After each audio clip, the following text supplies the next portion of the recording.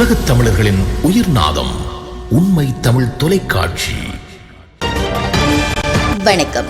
உண்மை தமிழ் தொலைக்காட்சியின் பிரதான செய்திகள். முதலில் தலைப்புச் செய்திகள். மட்டக்களப்பு கடற்கரையில் கரையொதுங்கிய மர்ம பொருள், சிஐடியில் கோட்டாபய. யாழில் சிஐடி வேடத்தில் நகைக்கடை உரிமையாளருக்கு அதிர்ச்சி கொடுத்த கொள்ளையர்கள். நில மோசடியில் சிக்கும் நாமல் ராஜபக்ஷ, தலைவலி கொடுக்கும் அடுத்தடுத்த பிரச்சினை. பாலியல் தொல்லை, 3 நாடாளுமன்ற ஊழியர்களுக்கு நேர்ந்த கதி. அரசியல் வாழ்க்கைக்கு நிரந்தர முற்றுப்புள்ளி வைத்த முக்கிய புள்ளி. இனி விரிவான செய்திகள். மட்டக்களப்பு கழுதாவளை கடற்கரையில் இன்று மர்ம பொருள் ஒன்று கரை ஒதுங்கியுள்ளது. இன்றைய தினம் அதிகாலை வேளையில் கடற்கரைக்கு சென்ற மீனவர்கள் தாம் இதுவரையில் அறிந்திராத மர்ம பொருள் ஒன்று கரை ஒதுங்கியுள்ளது. இரும்பு லோகத்தால் செய்யப்பட்டு அதன் மேல் பயிரினால் வார்க்கப்பட்டு இளம் நீல கலரில் கோம்பக வடிவில் அடைக்கப்பட்டதாக இந்த பொருள் பெரிய அளவில் காணப்பட்டுள்ளது.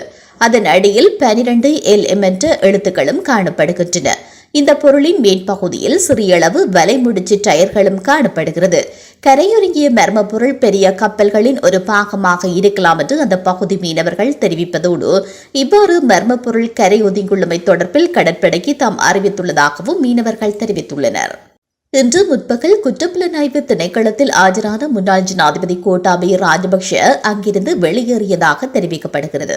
கதிர்காமம் பகுதியில் உள்ள காணி ஒன்று தொடர்பில் வாக்குமூலம் ஒன்றை வழங்குவதற்காக முன்னாள் ஜனாதிபதி கோட்டாபய ராஜபக்ஷவிற்கு குற்றப்புலனாய்வு திணைக்களம் அழைப்பு விடுத்திருந்த நிலையில் முன்னாள் ஜனாதிபதி குற்றப்புலனாய்வு திணைக்களத்தில் முன்னிலையாகியிருந்தார்.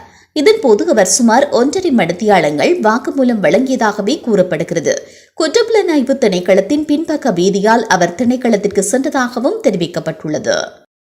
யாழில் உள்ள நகைக்கடை ஒன்றிற்கு சென்ற குழு ஒன்று 30 லட்சம் ரூபாய் பணத்தை பறித்து சென்ற சம்பவம் இடம்பெற்றுள்ளது.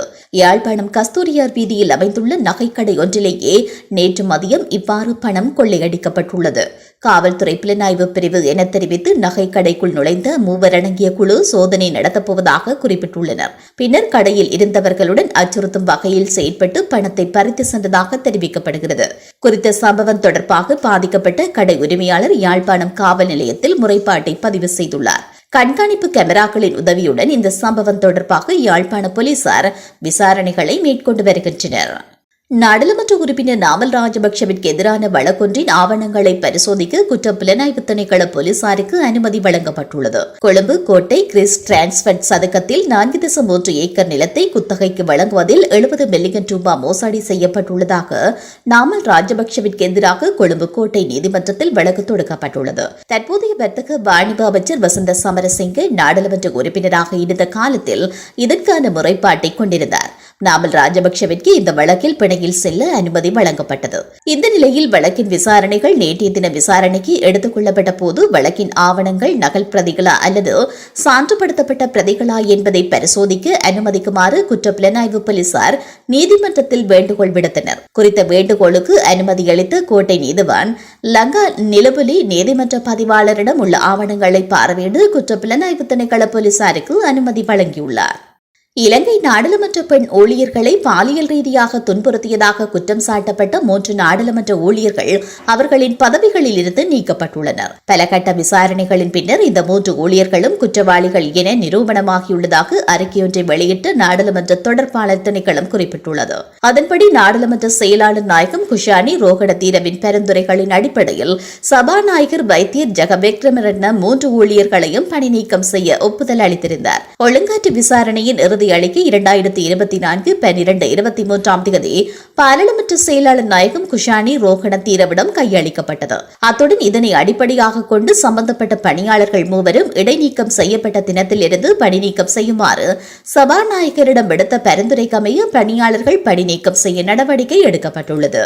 எதிர்வரும் அக்டோபரில் நடைபெற இருக்கும் பெடரல் தேர்தலில் போட்டியிடப் போவதில்லை என்று கனடிய பிரதமர் பதவியில் இருந்து விலகிய ஜஸ்டின் ட்ரூடோ அறிவித்துள்ளதாக சர்வதேச ஊடகங்கள் செய்தி வெளியிட்டுள்ளன.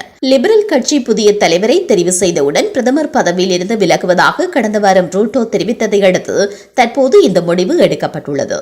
இது தொடர்பில் கருத்து தெரிவித்து ட்ரூடோ தனது சொந்த முடிவுகளின் அடிப்படையில் வரவிருக்கும் தேர்தலில் தாம் போட்டியிடவில்லை என்று தெரிவித்துள்ளார். அத்தோடு அரசியலை விட்டு வெளியேறிய பிறகு தனது எதிர்காலம் குறித்து நிச்சயமற்ற தன்மையை ரூட்டோ வெளிப்படுத்தியுள்ளார். எதிர்காலத்தில் நான் என்ன செய்வேன் என்பதை பொறுத்தவரையில் அதை பற்றி சிந்திக்க தமக்கு அதிக நேரம் இல்லை என்றும் அவர் குறிப்பிட்டுள்ளார். கனேடியர்கள் தன்னை தெரிவு செய்த வேலையை செய்வதில் தாம் முழுமையாக கவனம் செலுத்துவதாகவும் இந்த நேரத்தில் இது மிகவும் முக்கியமானது என்றும் அவர் மேலும் சுட்டிக்காட்டியுள்ளார். மேலும் டொனால்டு டிரம்பின் வரி அச்சுறுத்தல்களுக்கு கனடா எவ்வாறு எதிர்வினையாற்றும் என்பது குறித்து விவாதிக்க கனடாவின் முதல்வர்கள், அமெரிக்காவிற்கான தூதர் மற்றும் சில பெடரல் அமைச்சரவை சகாக்களையும் அவர் சந்திக்க உள்ளமை குறிப்பிடத்தக்கது. மீண்டும் தலைப்புச் செய்திகள். மட்டக்களப்பு கடற்கரையில் கரையொதுங்கிய மர்ம பொருள், சிஐடியில் கோட்டாபய. யாழில் சிஐடி வேடத்தில் நகைக்கடை உரிமையாளருக்கு அதிர்ச்சி கொடுத்த கொள்ளையர்கள். நில மோசடியில் சிக்கும் நாமல் ராஜபக்ஷ, தலைவலி கொடுக்கும் அடுத்தடுத்த பிரச்சினை. பாலியல் தொல்லை, 3 நாடாளுமன்ற ஊழியர்களுக்கு நேர்ந்த கதி. அரசியல் வாழ்க்கைக்கு நிரந்தர முற்றுப்புள்ளி வைத்த முக்கிய புள்ளி. இத்துடன் இந்த செய்திகள் நிறைவடைகின்றன. மேலதிக செய்திகளை தெரிந்து கொள்ள உண்மை தமிழ் தொலைக்காட்சியோடு இணைந்திருங்கள். வணக்கம். உலகத் தமிழர்களின் உயிர்நாதம் உண்மை தமிழ் தொலைக்காட்சி.